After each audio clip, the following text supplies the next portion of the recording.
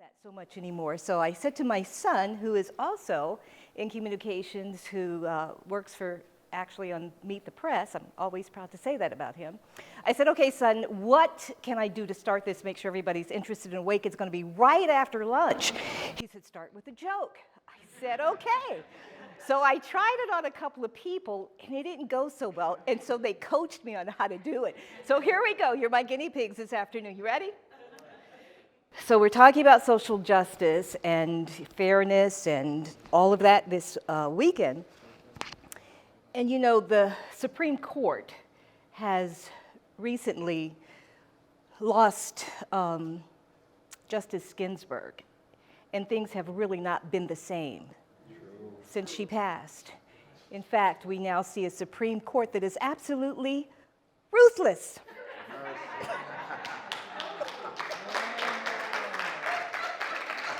Okay.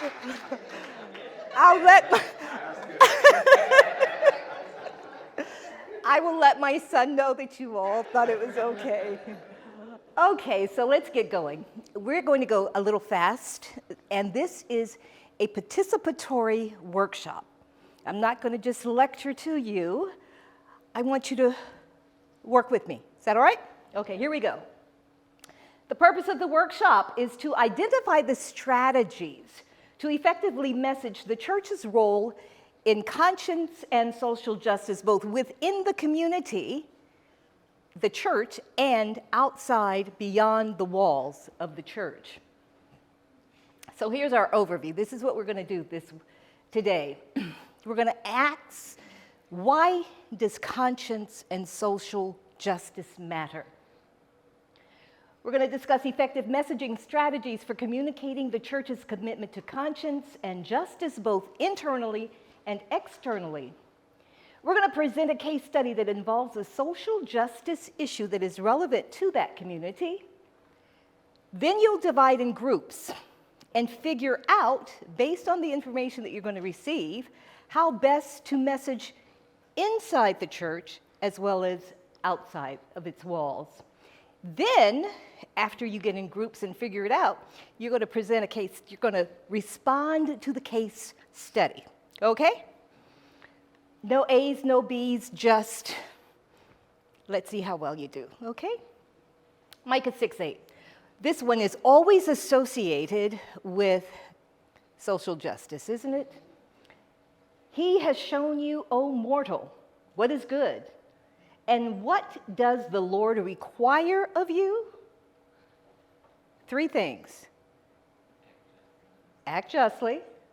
Talk back to me, please. And walk humbly with God. Then we have the parable of the Good Samaritan. Talk back to me. Tell me about this parable. A man that was found on the side of the road, and a woman, and needed help, and several people passed, but that one Good Samaritan stopped to help the person. And how are we, or are we Good Samaritans?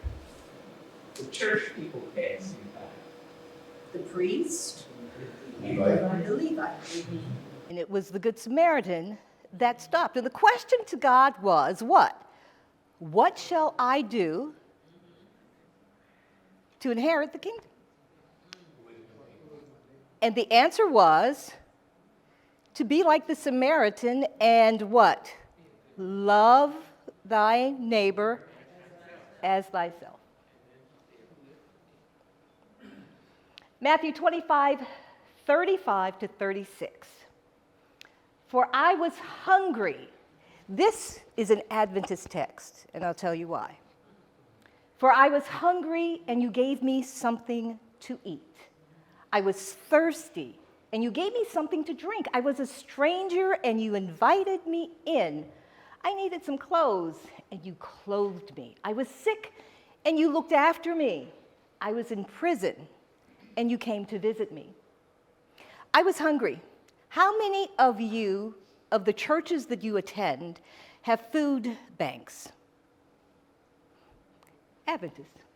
How many of you with the church that you attend responded, well, let me not ask you that. That's not fair. In 2016, when they were going through the water crisis in Michigan, Donna Jackson, who was Elder Jackson, the former president of the NAD, gathered a number of us together and asked us to go to Michigan. And we went with cases. I can't even tell you how many cases we had. I still say that some of my back issues are because of those cases of water that I carried. But we went to Michigan, and for the entire weekend, we loaded cases and cases of water on the doorsteps of the people who were suffering. That was an Adventist mission. I was a stranger and you invited me in. How many of you belong to churches that help as a sanctuary church, or where you invite the homeless in during this winter months so they have a warm place to stay? No? Another story. When my husband was pastoring at Sligo, they had a program. It was part of a larger citywide program where different churches would allow the homeless to come in, and they stayed for a week. They came in, they fed them, they slept, they knew they were safe. That was an Adventist part of a larger community, but certainly Adventists were involved in that. I needed clothes, and you clothed me. What's that Adventist? Dorcas Society. Remember those reports you have to do? I gave away so many pieces of clothing. Yeah. I was sick, and you looked after me. We have one of the best hospital systems in the country. Adventist. I was in prison, and what? Exactly. So I claim this as an Adventist text. That's just Deborah. So in each of these scriptures, what is the common theme?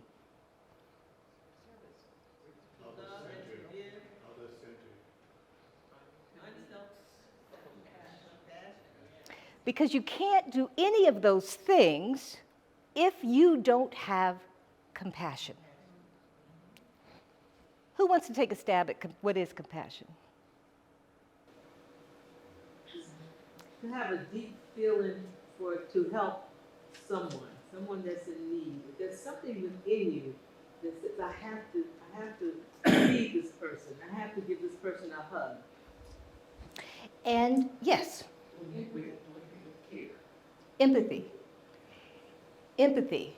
Empathy, sympathizing with someone who is going through something and you want to help. Empathy. Compassion is empathy on steroids. Because compassion requires and moves you to be more than empathetic, it moves you to action. So in all of those, in those three verses, was compassion. So conscience and justice, Deborah's version. Conscience is the inner moral compass that guides our actions and decisions based on what we know to be right and just. Justice, on the other hand, is the pursuit of fairness and equality in society. Now, this is the important part.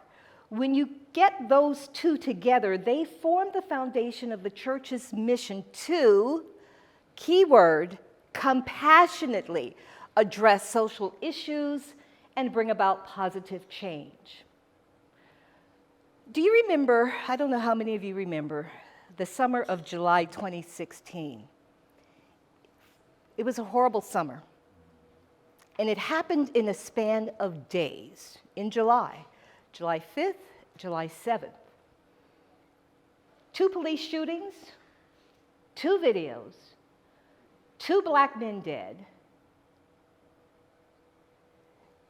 no arrests, no convictions. The first on the upside is Mr. Castile, Philando Castile, you remember him? Pulled over, his girlfriend in the car, tells the police ask him for his driver's license. He said, okay, I'm going to get it, but I want to tell you, I have a gun. That's not what I'm going for. I'm going for my license. And the police shot him on the spot. Do you remember that in front of his girlfriend? Day later, Alton Sterling. This was a young man in Baton Rouge, Louisiana, who was outside of a shopping center, and an anonymous call went into the police that there was a black man outside in a red shirt selling CDs illegally. The police arrived on the scene. They they approached Mr. Sterling. He said, "What's up?" They wrestled him to the ground. He died on the scene. That caused, this is within days. I remember so vividly the emotional turmoil that I was personally feeling because of my heart's ties to justice. So, as a retaliation, I don't know if you remember this part, 5 police officers in Dallas were killed that same week, and it was all part of this same cycle. And I was working on Capitol Hill at the time for a congressman, and you know, when people say God spoke to me, if you've ever had that experience, then you know, you'll understand what I'm talking about. It was Thursday of this week, and my soul was vexed. I can't even explain it other than that. It was vexed because of the injustice that was happening to our black men. I married to one, I birthed one, nephews, you know, they're all in our family. And I was just vexed, and I was talking about it at work, and on the way home, the Lord spoke to me, and he said, "Deborah, if you're so upset, do something." This is the compassionate part. I'm driving home from Capitol Hill. It's about a 40-minute drive home, and the Lord said, "This is what I want you to do. I want you to have a call to action. I want you to ask people to come down to the mall at the Lincoln Memorial on Sabbath." Remember, I said this is Thursday. On Sabbath, I want you to ask them to wear red, symbolizing the blood, the innocent blood that is being spilled in the streets of our cities across the country.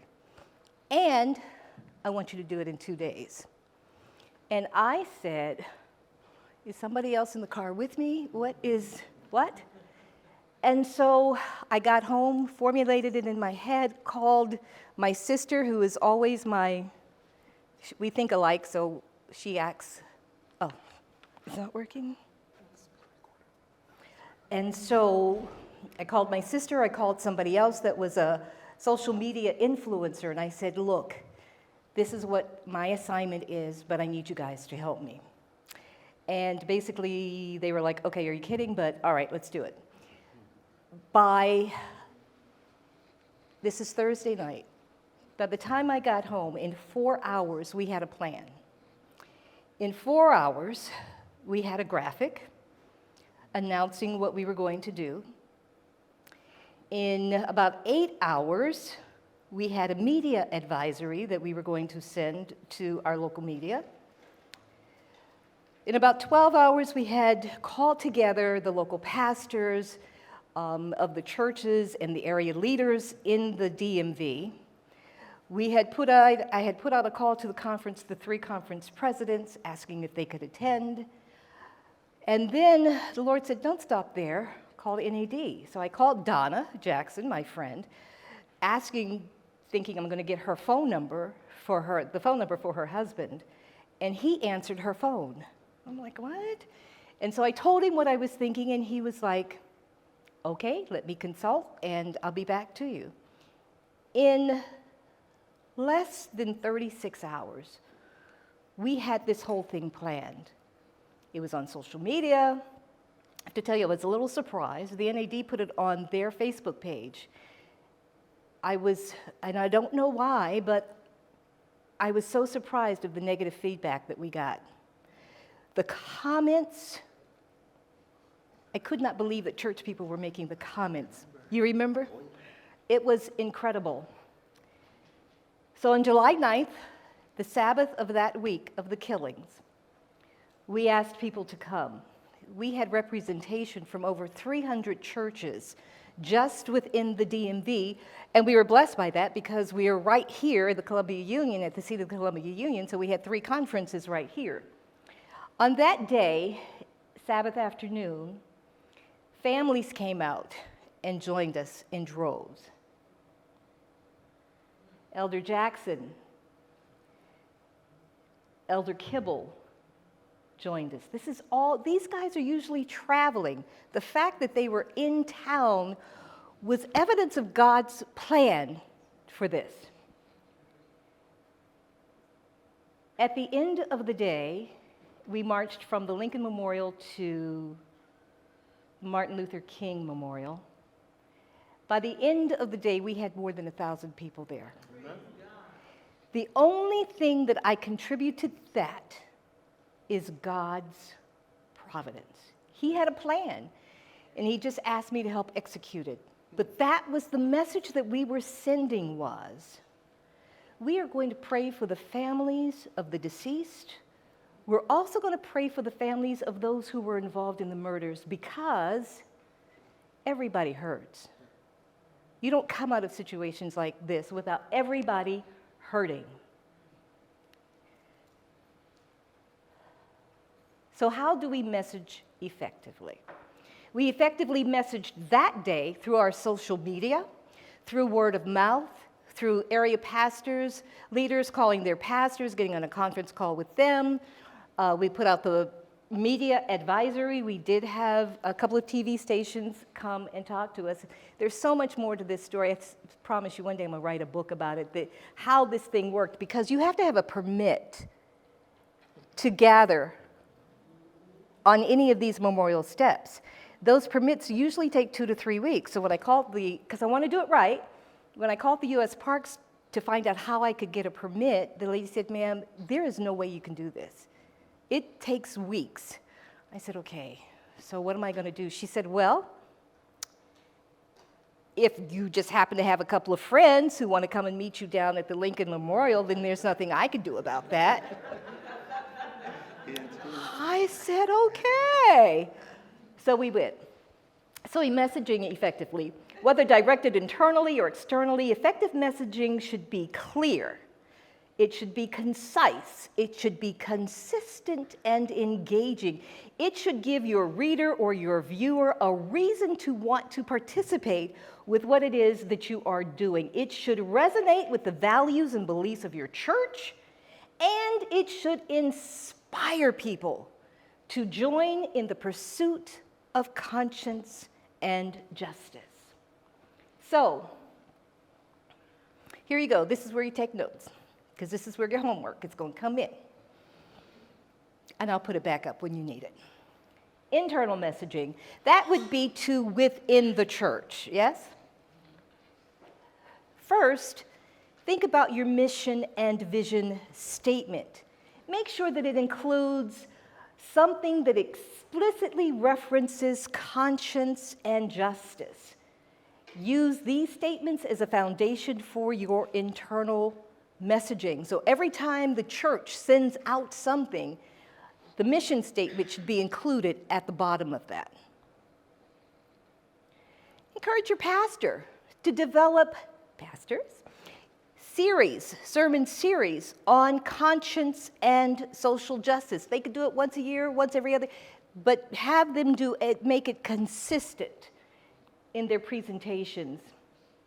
Urge the pastors or church leaders to regularly address the congregation on topics of conscience and justice during the worship service and midweek Bible study. I'm not saying browbeat them. I'm not saying that every Sabbath, but I'm saying make sure that it stays in the conscience of your members, because if you believe in it, then chances are you can persuade them also to believe in it. I was in the seminar with Dr. Barbara Skinner this morning, and she said, "Pastors, you sit on your power that politicians, business people all know that your church, that when you come, that you bring at least 100 people with you, because you have probably average Black church in America is 100 members, so that you bring the influence of 100 people with you when you come. So pastors, when you are speaking, remember to include social justice and conscience in your messages. Scripture.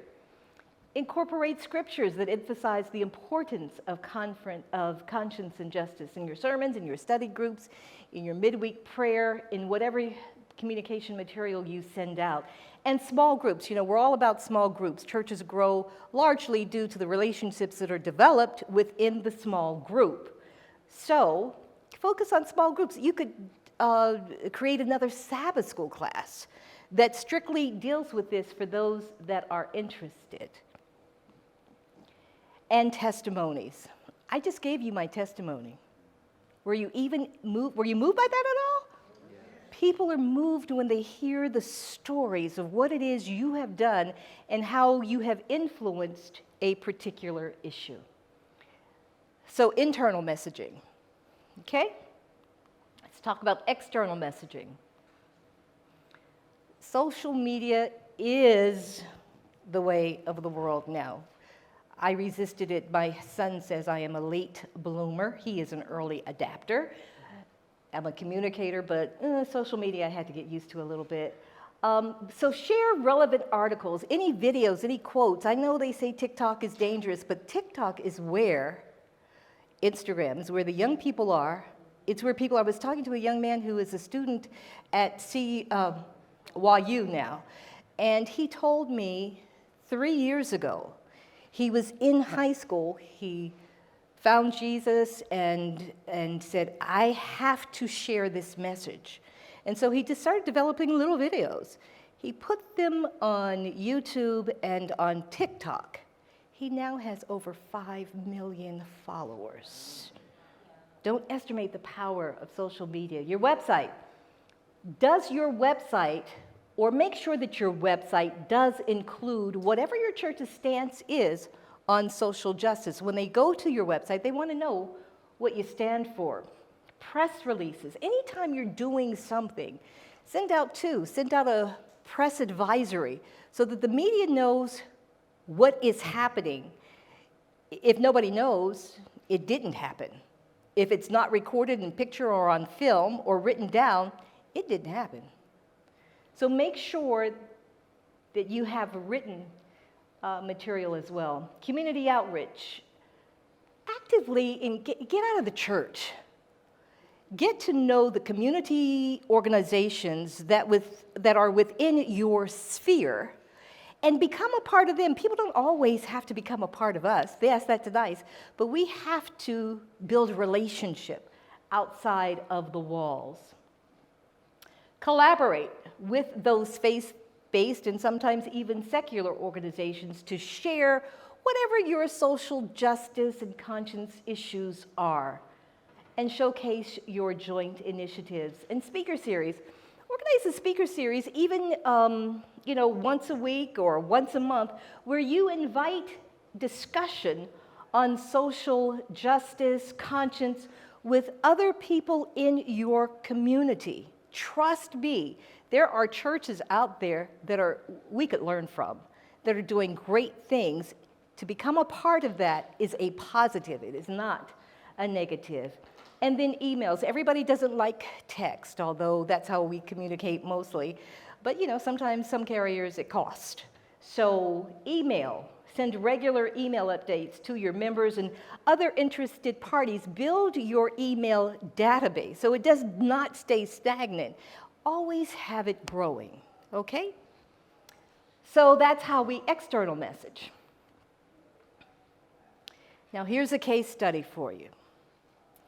If you were at lunch when Celeste was speaking today, she referred to this.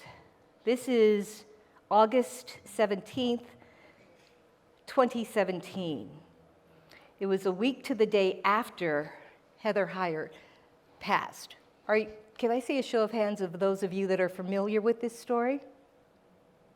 Okay, there are some that are not. So let me play the clip, and then we'll go into further discussion. developing right now. One person is dead, 26 others hurt after this car plows into a crowd of people at a protest in Charlottesville, Virginia, then speeds away in reverse. Good evening, I'm Katie Farrell. Tonight, we have learned that that car did have Ohio plates, and the driver, a man, has been arrested. We are still waiting to learn his identity. We do know he hit a group of people who were protesting a rally being held by white nationalists there. We hope to have a package from Chris Pallone just momentarily, but again, this is the latest out of Charlottesville, Virginia. We want to send you to it right now. Social media videos show the moment when a car plowed into a crowd of people on the streets of Charlottesville, Virginia.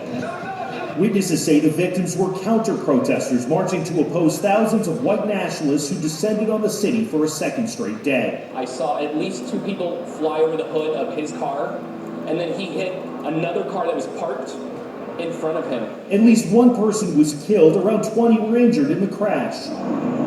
The crash followed a morning of violent battles between white nationalists and counter-protesters. Alt-right and white nationalist groups are in Charlottesville to protest the city's planned removal of its Robert E. Lee statue. Displaying Confederate and Nazi symbols, they taunted people who confronted their message of hate.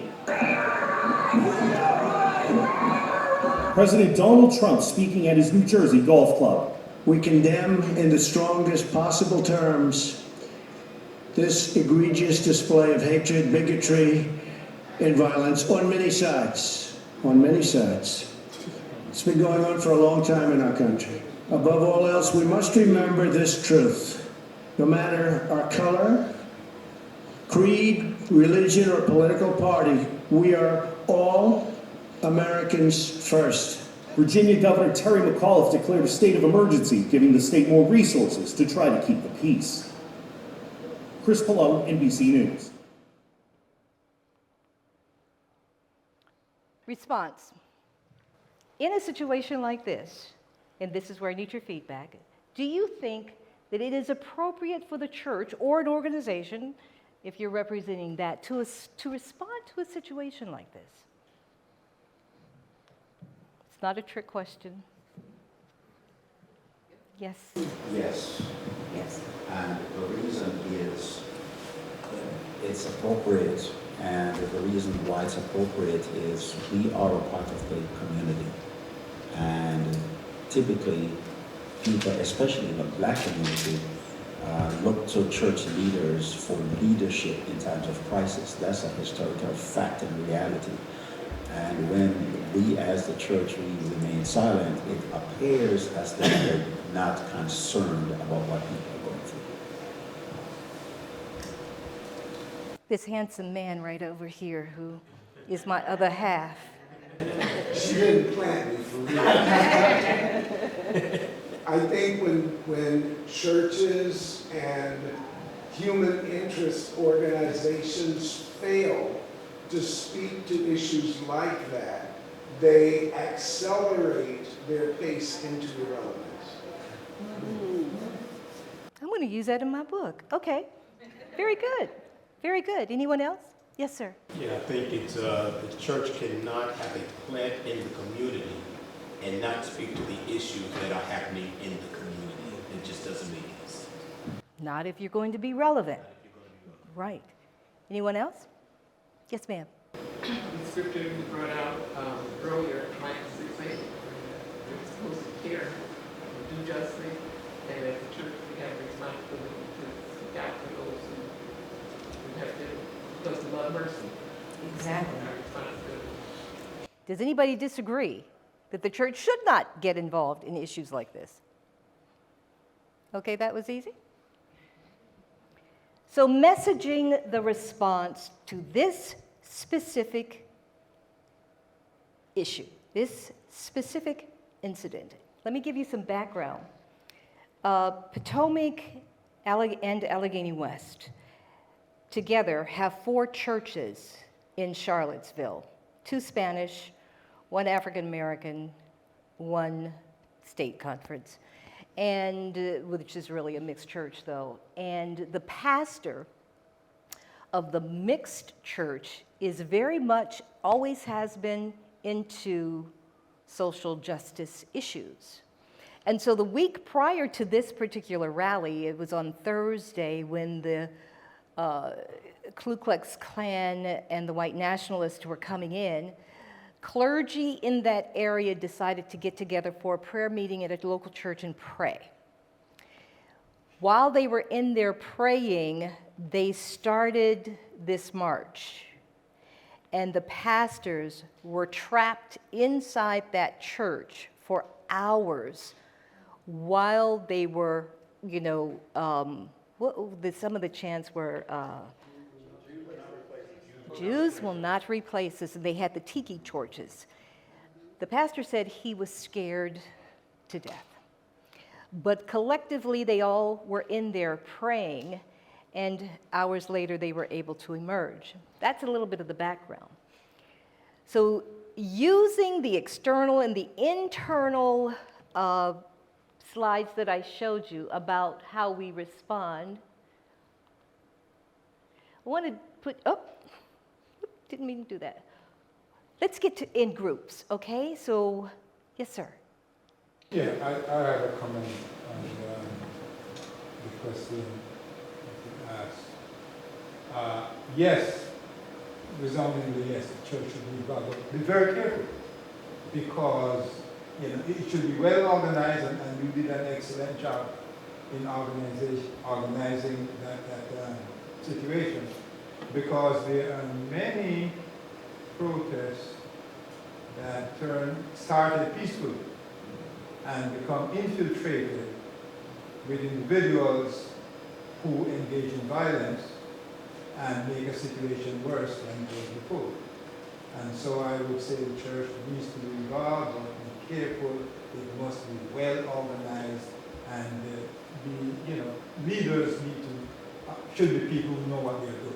And I'm so glad you brought that point up. Not only that, if you decide to get involved in a situation and be part of the response of this, you will not be taken seriously unless your community already knows what your commitment is. And so in terms of protection and being safe, people of like mind, when they know that you've been involved, will help to keep you as safe as possible. But that's a very good point. So thank you for that. Okay, let's get into some groups, all right? You all received in your goodie bag pad and pen. And so we're going to have two groups. I think they might be a little large, but that's okay. We're going to divide in two groups. And one group will come up with a strategy on external messaging. How would you respond to this situation? How would you respond? What would your plan be? And how would you communicate that to the outside? That would be Tasha to the right. That's the external. This group to the left, well, you all might have a couple more, but that's all right. Your internal, what would your plan be in terms of responding to this? And they could be different plans, that's fine. And how would you communicate that internally? Okay? Let's take, I don't know what my time is.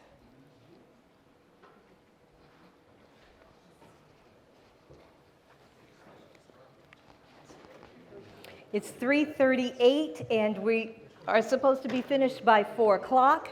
So let's take, because I want you to also report back on how you would do this, okay? So let's take 12 minutes. So at 3:50, if you'll come back with your plan and select someone who will be your spokesperson.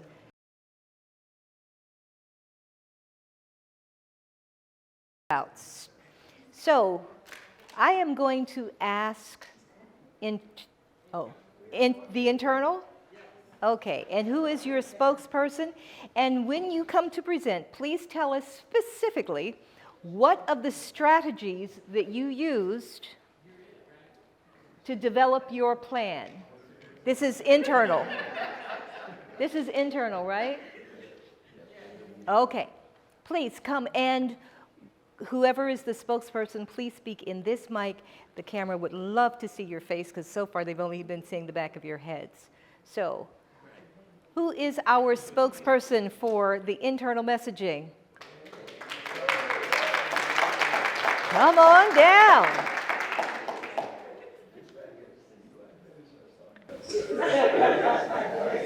And tell us your name and where you're from, please, and speak into the mic. Hello, everybody. I'm Karis McRoy. I live in the area. Go to school in Tacoma Park.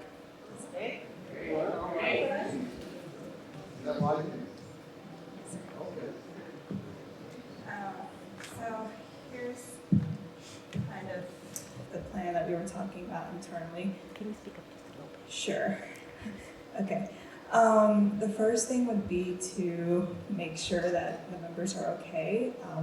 So sending out various forms of communication, whether that's phone calls, text messages, just to make sure that, you know, our immediate community wasn't necessarily involved, you know, with whatever is going on. And if they are, you know, make sure that we can do whatever we can to support them.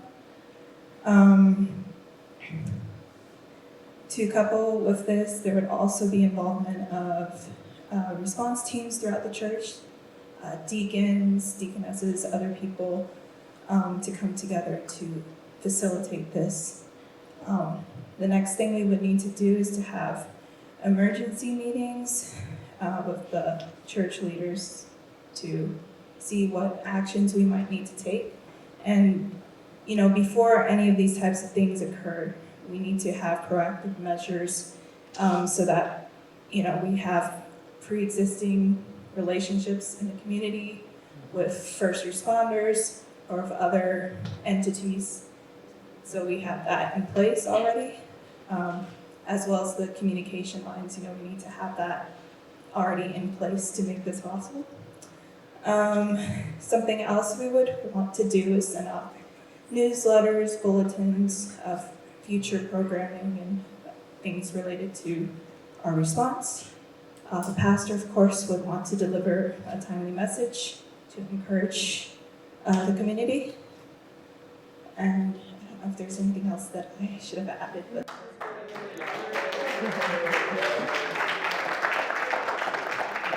Any questions? Any questions? Okay, yes.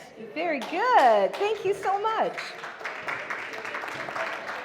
And you used some strategies that weren't up there on the board, so you were thinking outside of what was presented to you. That's very good. Great. Okay. Team number 2, our external messaging plan, our plan and our messaging about that plan. Let me guess how they picked you, Natasha.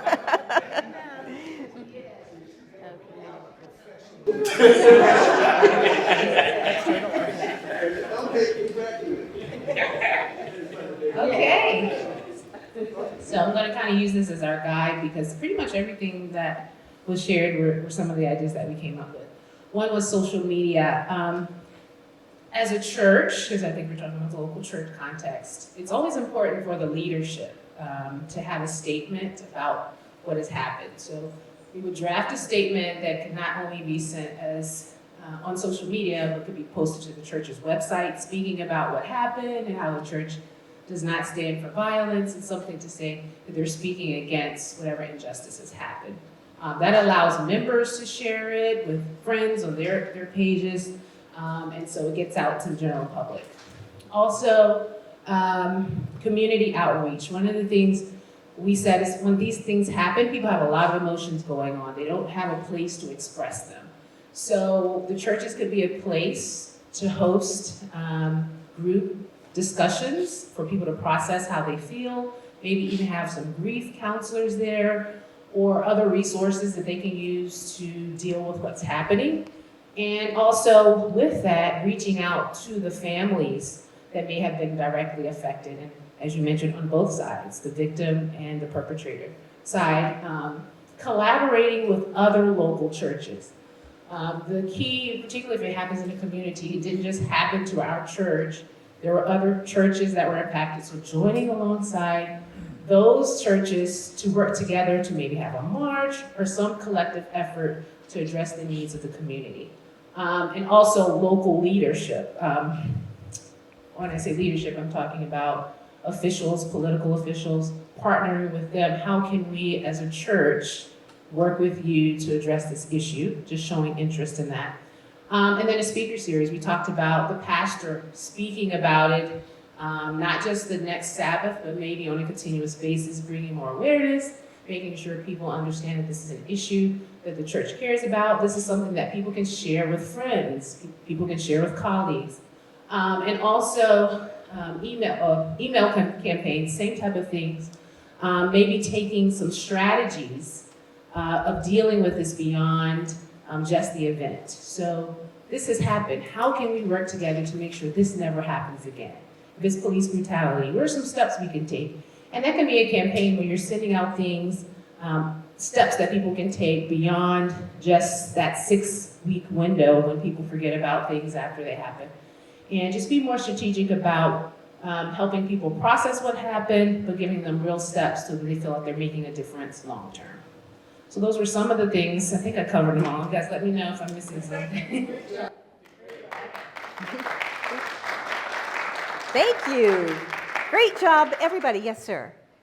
Yeah, something just came to my mind. It's important that as church members, we do not get carried away with our political affiliations, because there are individuals who are very, militant towards their political ideations, and it crosses the line where these incidents, there are those who support the police and those who may find themselves against the police, for example.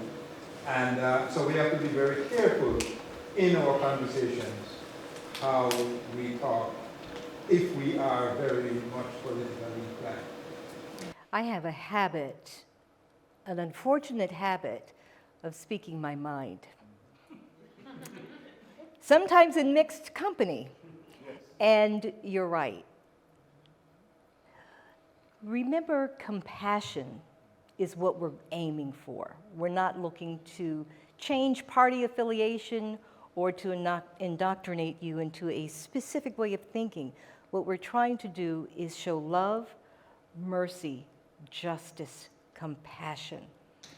One of the most important parts of messaging is being prepared. We are really good at reacting, but how proactive are we? And that's where the mission and the vision statement come in.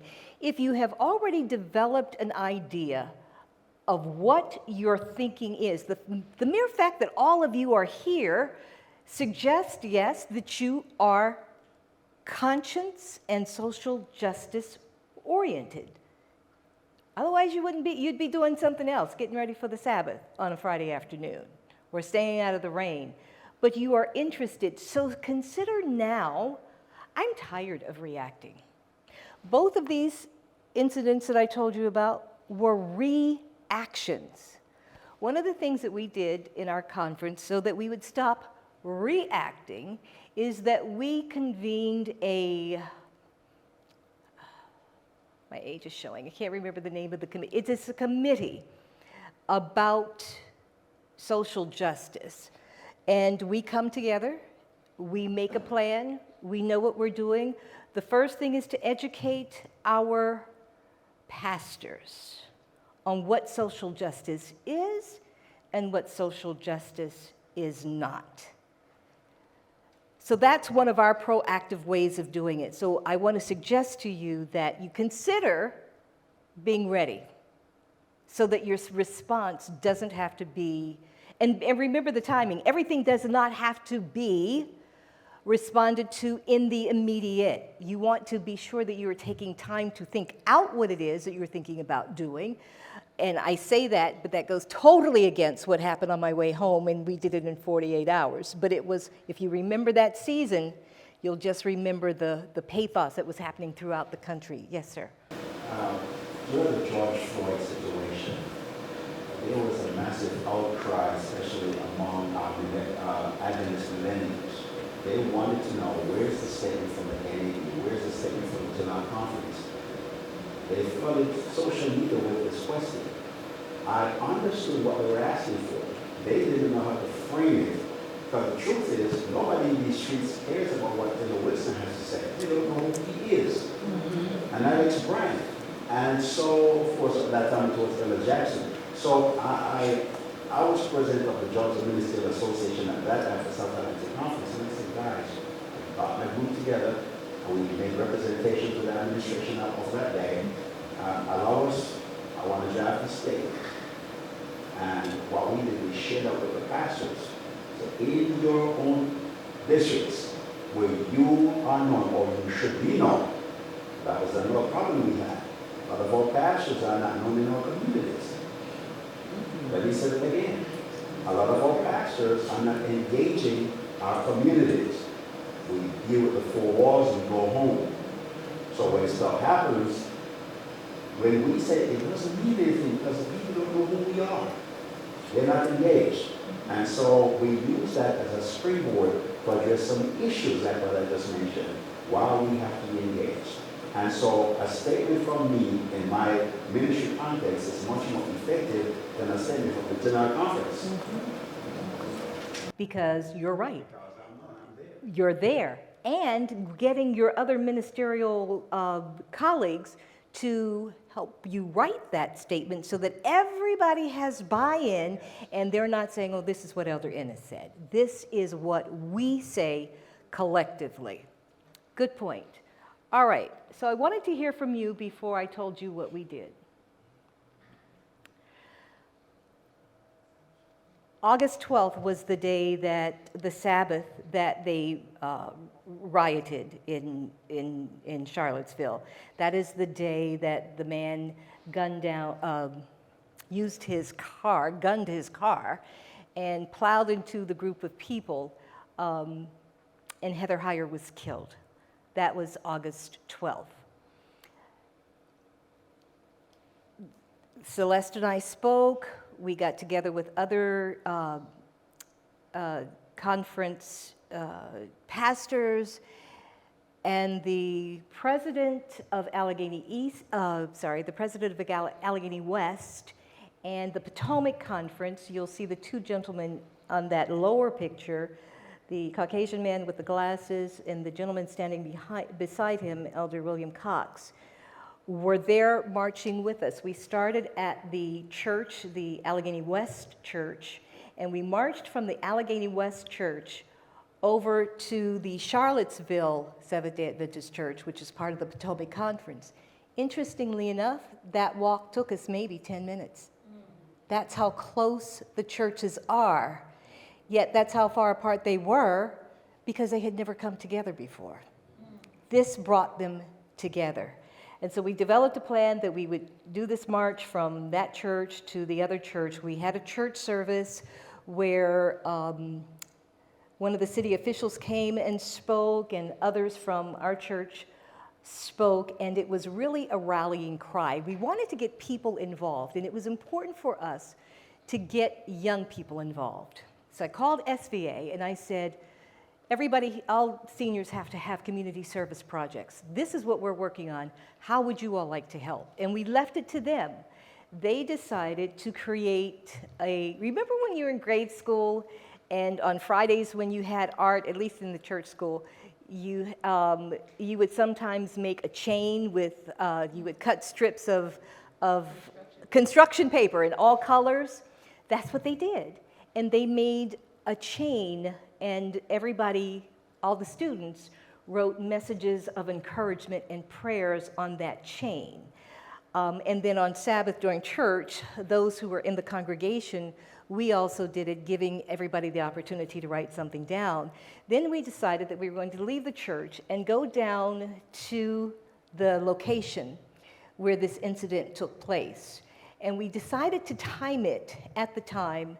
She was killed at 1:24 in the afternoon. So we decided to go to a site that had already been erected, a memorial site, and we left the chain there. We said prayers, and then we marched and sang our way from that memorial to the site.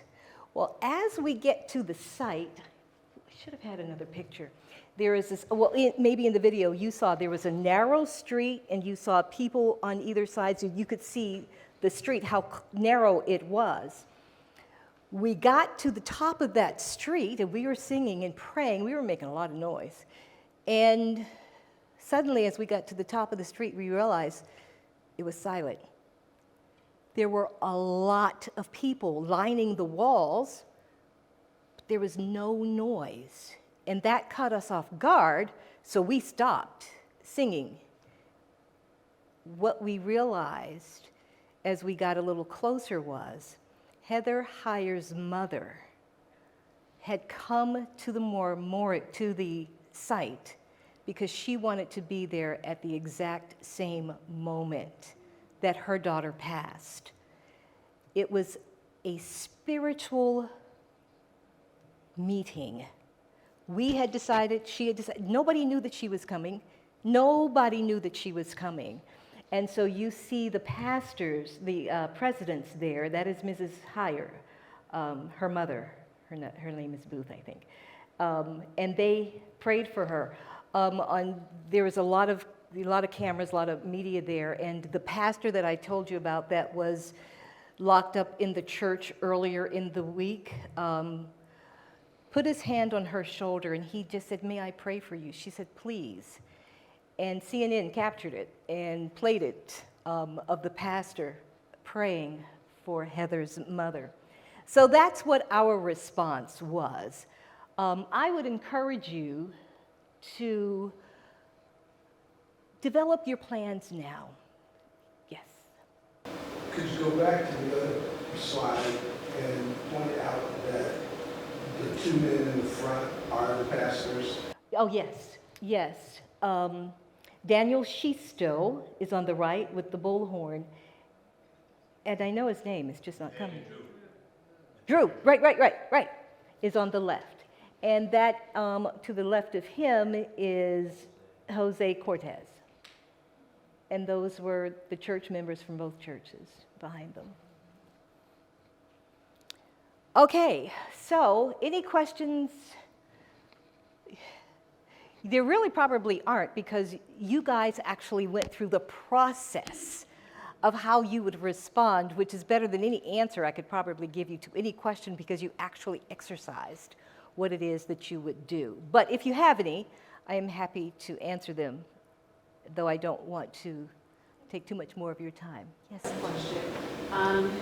When forming these plans or messaging, it would be nice to assume that everyone agrees on what you're putting out, but what do you do when there are members in the church who don't feel the same way about the issue and have a little pushback? So it's not a united presentation of the church's thoughts. I mean, how do you address that? You gotta add something to that too.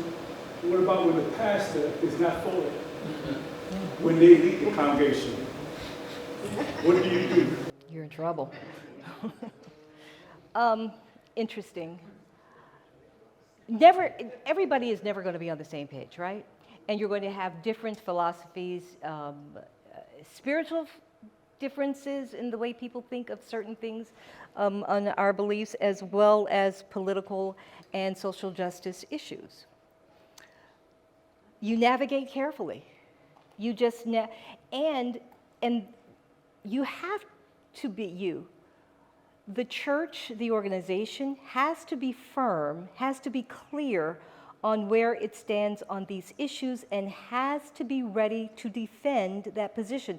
That's why pre-planning is so important. Interestingly enough, when the verdict came in on George Floyd, I tell you, my core is fairness and justice.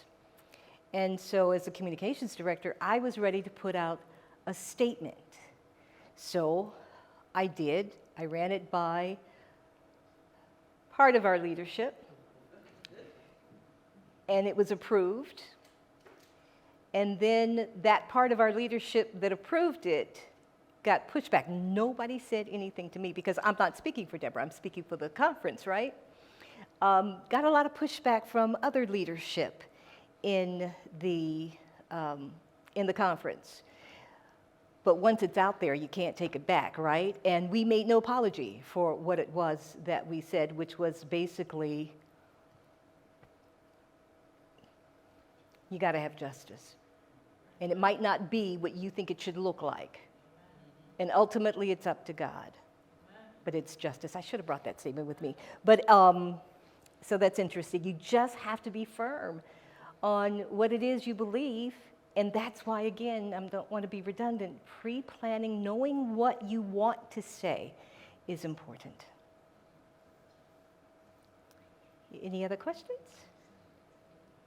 If not, I want to really thank you for your time. I am so glad that you joined me here this afternoon. I hope that what I presented will help you as you move forward, as you think about social justice as conscience and how you can become actively involved first in your community, and then if you have a statement to the world to make, you will be adequately prepared and firm in your beliefs.